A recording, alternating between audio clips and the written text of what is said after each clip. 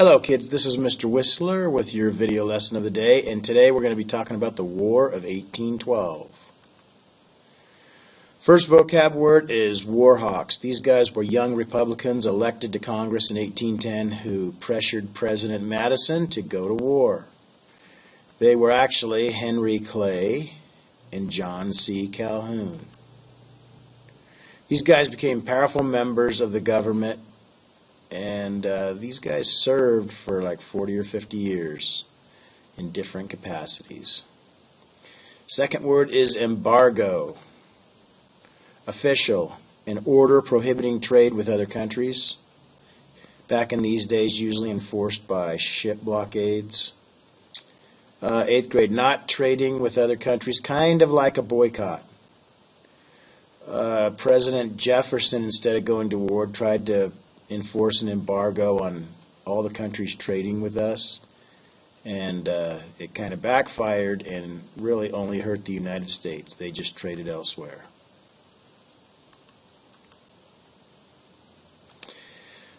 Okay, Americans in foreign seas. Okay, back in 1800, the United States had over 1,000 merchant ships trading with other countries around the world. And while they were out there, there was a lot of bad things going on and a lot of dangers for these people. One in particular was pirates, and these particular pirates came from the north of Africa, and you can see their turbans up here. You see this flag up here. So, in 1801, pirates from Tripoli wanted the United States to pay tribute to leave their ships alone, and a lot of countries paid these pirates to not attack them, and the United States even did for a while. But when the Pasha of Tripoli decided to up the pay, President Jefferson said no, and he sent the newly created Marines to take care of the problem. You can see from this picture here, you can see the buildings are like they have in Africa or in the Middle East. Anyway, these are the Marines, and it took them a few years, but they finally won their war with the pirates, and the pirate problem seemed to go away. Well, if you've ever heard the Marine hymn, from the halls of Montezuma to the shores of Tripoli, that line, to the shores of Tripoli, actually comes from this war.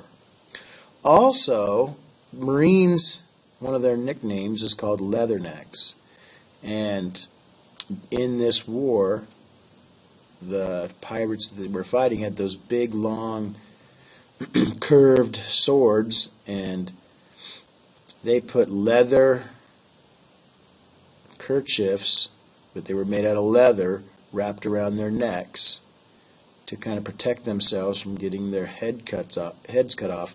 And legend says that it was this war that the nickname Leathernecks came from. So just a little bit of trivia about our U.S. Marines. All right, the election of 1804 was the Democratic Republicans Thomas Jefferson versus the Federalist Charles Pinckney. And remember, this is the second time he actually ran. He was running as John Adams' vice presidential candidate in the last election. Well, Jefferson was reelected in a landslide, a blowout, 162 electoral votes to 14. The Federalists could not get elected, but they hadn't given up yet. Well, Great Britain and France were still fighting Napoleon. America was still trading with France and Britain making lots of money because they had their neutral rights. But Britain had kind of lost their patience with the American neutrality. And they were kind of frustrated because the British were in desperate need of sailors, and the reason that they needed sailors is because they treated their sailors poorly. They were in very bad condition on those British boats, so a lot of them deserted. A lot of them went to find work on other ships, some of them American ships. Well, the British started searching American ships, and sometimes they found some of their deserted sailors, but not only did they take their sailors, they took the American sailors as well, which, as you guys know, is called impressment. So they can started up their impressment practices again. Here's a picture of them impressing American sailors. Well, there was an American ship called the Chesapeake, and this was kind of the last straw for the Americans. A British ship was laying off the coast of Virginia. The Chesapeake came by. The British ship attacked it, captured it, took all the sailors off. And this made the Americans very angry, and this time they wanted war. Well, President Jefferson chose a different course, and he decided to pass the Embargo Act, which made it so we wouldn't trade with England. Now, a lot of these countries liked our wheat and our corn and our crops, and we thought that if we stopped trading it with them, then they would back off. Well, it didn't work. Jefferson made it worse by not trading with any countries because he didn't want Britain to go through some other country to be able to trade. Well, all those countries that we stopped trading with just went down to South America and bought their stuff. So, really, the Embargo Act only hurt the United States. And this made a lot of Americans mad, and kind of mad at Jefferson. Well, Jefferson decided to leave office. He was going to follow Washington's precedent and retire after his second term. So, in the election of 1808, the Democratic Republicans nominated James Madison, Jefferson's Secretary of State, and the Federalists again nominated Charles Pinckney. Well, once again, the Federalists thought they had a chance this time because a lot of people were mad at Jefferson for the Embargo Act. Nope. Madison 122, Pinckney 47. But he did do a little better than last time. All right, war. The country was sick of impressment. The War Hawks had just been elected to Congress in 1810, and they wanted war. John C. Calhoun from the South and Henry Clay from the West. And they pressured President Madison to declare war with Britain, and he finally did in 1812. And so this is the second time we fought the English, and it was called the War of 1812. Well, when the war began, we were unprepared, very much so like we were during the Revolution. Remember, Jefferson cut our military, so we only had 7,000 regulars. And we had, I don't know, maybe 50,000 to 100,000 poorly trained militia. And you guys know that militia aren't very good. And there was no leadership. The states opposed Mr. Madison's war, and I suspect that term, Mr. Madison's war, was started by the Federalists to try to discredit the Democratic Republicans. And the war started in Canada. Well, the Americans took control of the Great Lakes. They attacked York, present-day Toronto, and they kind of did something to make the British mad.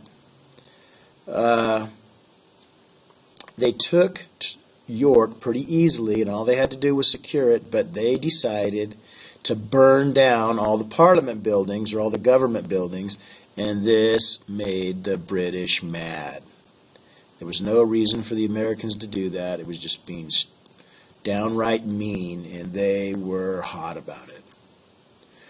Well, when Jefferson lowered the national debt, he reduced the size of the Navy, so we didn't have very many warships, but we did have 3 of the fastest frigates of warships, still afloat. And our most famous frigate was the Uss Constitution, shown right here. Now, there's a significant thing about the U.S. Constitution, but first of all, it went out and it sunk 2 British ships. So right off the bat, it showed what a good ship it was, what a good captain it had, what a good crew. The British, once again, are the strongest navy in the world. And during one of these battles, a British ship fired a cannon at the Constitution, and the cannonball hit the side of the wooden ship and bounced off. Well, the people that saw this decided to give the USS Constitution a nickname. And they nicknamed her Old Ironsides because that cannonball bounced off.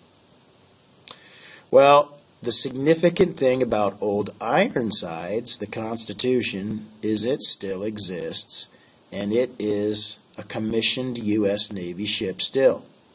It's over 200 years old. It's still an active Navy ship. It has a Navy crew on it. It doesn't fight battles, and it's stationed in Boston Harbor. And when you go there, you can still see it today. Here's a picture. Here's a modern picture of the USS Constitution. Kind of interesting. All right. The British offensive. Now, if you remember, the British were still fighting the French at the same time they were fighting us, but their fortunes changed when they won their war with France. And now they could send more troops to the United States. So in August 1814, the British sailed to Chesapeake Bay, marched to Washington with one thing on their mind, overpowered the American militia pretty easily, and they proceeded without a moment's delay to burn and destroy everything in the most distant degree connected with the government. Yes, they were paying the Americans back for burning down their government buildings in Canada at the beginning of the war. Well, as soon as they were done burning down Washington, they sailed to Baltimore to take care of it. But Baltimore was ready and held off the British.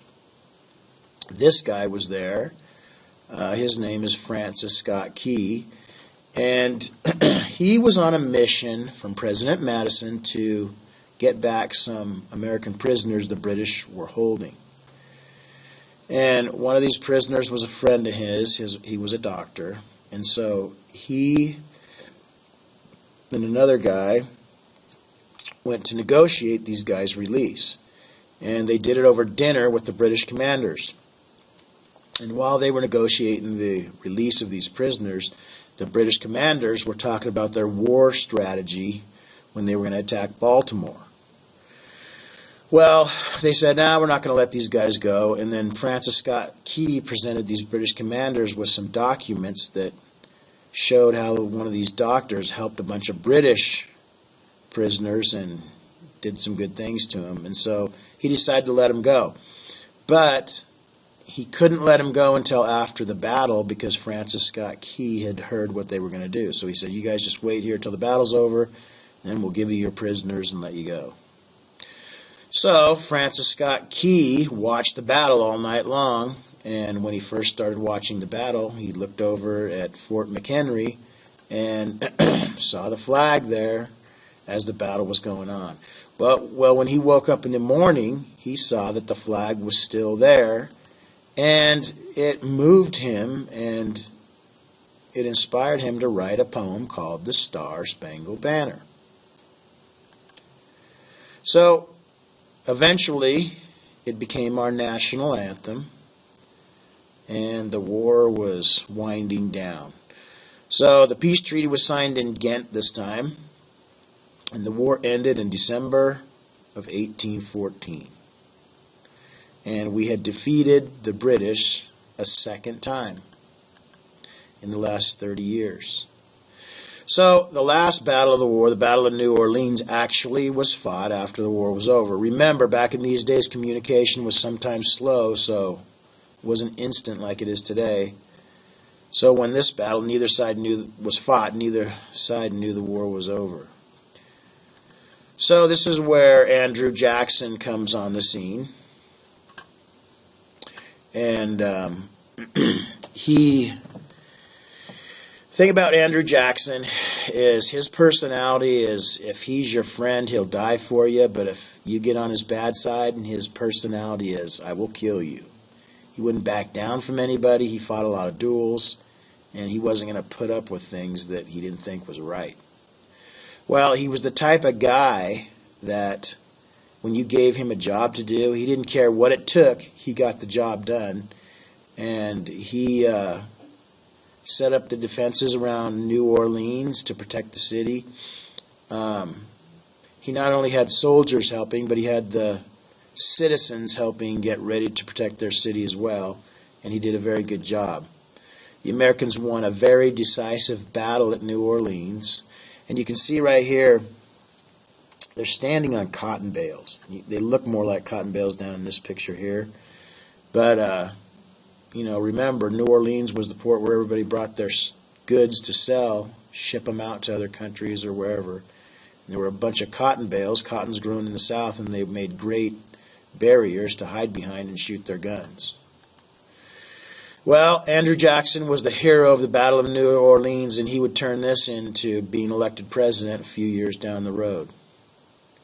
After this battle, people were proud of what we did. They were proud to be Americans, and there was a really heightened sense of nationalism. The country had gained new respect from other countries. They were like, hey, don't mess with the Americans. They just beat the British twice, strongest army in the world. The only people that were unhappy were the Federalists. They were crying, and you wouldn't think that their popularity could get any worse, but it did. So they said they didn't want to secede anymore, but they wanted the Constitution changed. So they wrote up a list of amendments that they wanted to see happen to the Constitution. But when everybody was feeling so good after winning this war, the people thought the Federalists were just unpatriotic, and their popularity descended even further. So they were pretty much done.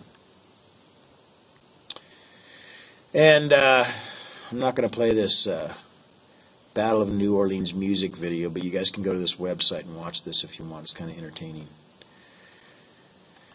So, the notebook for the War of 1812, I want you to put this double bubble map on here and color it. And these are the causes of the War of 1812. Started out with impressment in the Embargo Act. Jefferson leaves office. The War Hawks get elected, and the attack on the Chesapeake was kind of the last straw. The effects, we had a new spirit of national identity. The Americans felt themselves as equals with other countries now. The Star-Spangled Banner was written. Andrew Jackson became a hero, which would turn him into a president a few years down the road. And we had a strong central government again, carried on by the War Hawks.